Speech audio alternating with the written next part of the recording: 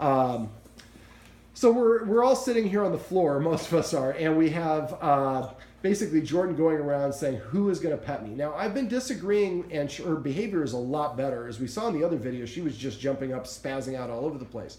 But she's still invading everyone's personal space. So right now, I'm going to go over a series of what I call escalating consequences. And this is how I disagree with the dog. Now, normally I don't put this on film, so you guys are kind of getting a bonus. So how do you tell her no right now? How would we? Yeah. We'd just say. So you say use the word no? Yeah. The word no is the 51st most commonly used English word. So it's used so often that a lot of dogs get something called learned irrelevance, and they just start filtering it out. Okay. So instead of using a no, I use a hissing sound like a cat. I do that for two reasons. Number one, there is no question who we're talking to. Kids, do not hiss at your mom or dad. I promise you it does not work. Number two, cats, skunks, snakes, cougars, mountain lions, even bunny rabbits make a hissing sound as a warning. Now I hiss as before the dog gets into trouble. I translate it to no, don't do that, or don't even think about doing that. So what I want you guys to start doing now is when she starts getting in your face, I want you to make a hissing sound at her. Okay. Now I'm going to describe the other escalating consequences I have. But right now we're going to stick with the hiss. Now when I hiss one time per incident. Then I go to the next step, which I'm going to talk about here in a minute. But when I hiss, I have 10 versions of a hiss. I have a level 1 hiss, like a tss. I have a level 10 hiss, which is more like a So we need to match our intensity with her intensity. If she's at a level 6 and we hiss at a level 3, she will not even hear it.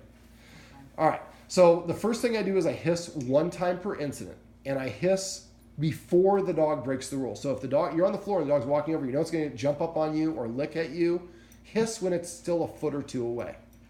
If that doesn't work, or it works and the dog walks away but it comes back a second time, the second thing I do, and I'm going to go ahead and swap this around and have you be my cameraman again.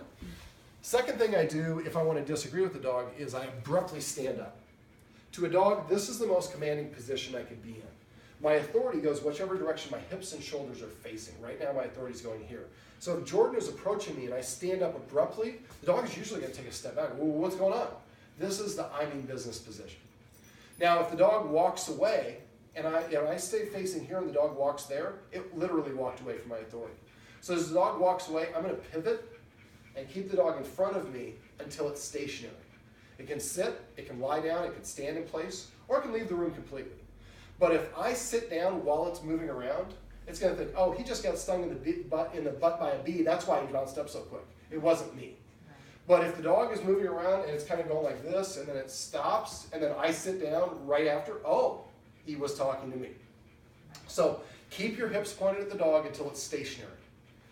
That's the second consequence.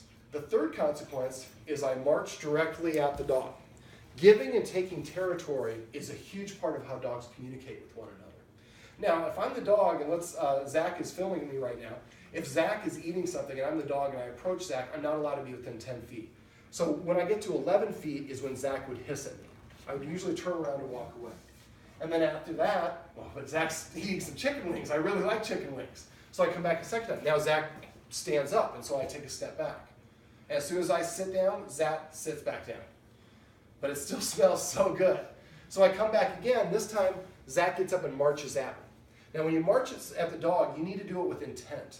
You don't stop, but you move briskly towards them. They need to think, if I'm still here when the human gets here, the human is going to run me over. So do not slow down as you're approaching the dog.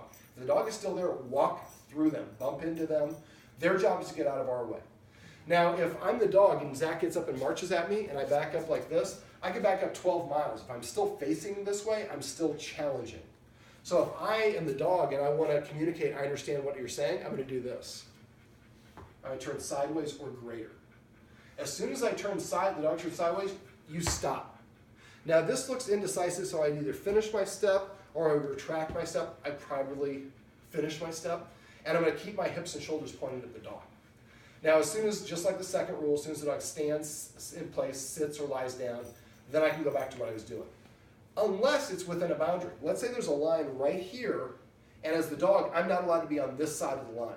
So I cross the line, and then Zach marches at me, and I turn sideways, but the border's still over here. I'm still in no man's land. Zach is going to just keep on marching at me. If I'm still here, I get bumped into. Once I cross the line, Zach stops in place. And then as a dog, the line goes here. I might come over here. I'm going to try it this way. Oh, he disagreed here. He disagreed here. A lot of people are like, my dog is naughty. He keeps on trying. No, I'm trying to determine, does the boundary go all the way across, or is it just right here? So that's what those probes are trying to identify. So I'm going to wait for the dog to be stationary, stand, sit, or lie down before I do what I'm doing. Or if the dog is moving around and then the dog sits, and then you sit down immediately after, then that tells the dog, yep, that's what it was. So giving it, remember you guys are going to hiss if they get too close in your personal space. Excellent. And it's all perfect. And you guys are going to get better at the hissing as you go. And we can film this interaction right there. Not just with that.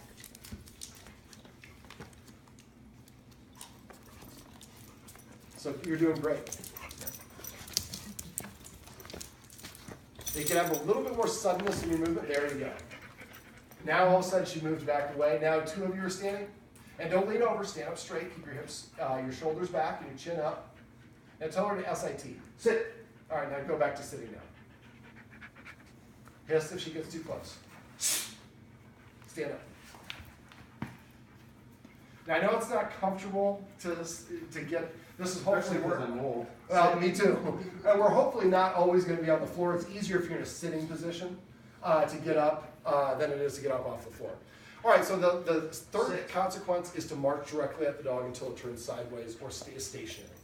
The fourth consequence, well, probably more likely turning sideways. The fourth consequence is I pull out a leash, I put the leash on the dog, and I step on the leash about, in her case, about 2.5, 3 feet away from the dog's head. The dog is now in a doggy timeout. Now, in this case, when the dog is calmed down, it'll sit, and it'll sit as far away as the leash will allow. Dogs will always pull against the tension. So as the dog sits here, I take this foot that's standing on the leash and slide it towards the dog to take the tension off the leash. Usually a minute later, the dog will lay down. When it lays down, then and it's calm, I take my foot off of the leash. I don't pet it, I don't tell it good job, I don't take it off the leash. Any three of those things says we're done. What I want the dog to do is now the dog is free, but it doesn't realize it's still on the leash. Now it shouldn't be able to walk around unsupervised on the leash, but we're going to leave it on the leash as long as it's supervised for a minute or two. If it goes back to doing what it was doing before, as it runs by, we step on the leash, we can reapply that consequence. If a couple minutes later it stays calm, then we can, and it stays calm, then we can go take off the leash. It's not a quid pro quo. One last little thing. This is hard because the dog is doing crazy stuff and we can't, it's too close to Zach to film. But basically, the escalating consequences usually are separated, but sometimes it's a situation where you combine them. I might hiss, stand up, and march at the dog all at once if it's really strong, if it's needed. But I always, always, always start with the hiss. At first it'll be hiss, stand, march, leash. After a while it'll just be hiss, stand, march, then hiss, stand, then eventually just hiss. I get my adult Dalmatian to drop a live squirrel out of his mouth with the hiss, but he knows if he doesn't, I'm going to follow through. So these are the escalating consequences.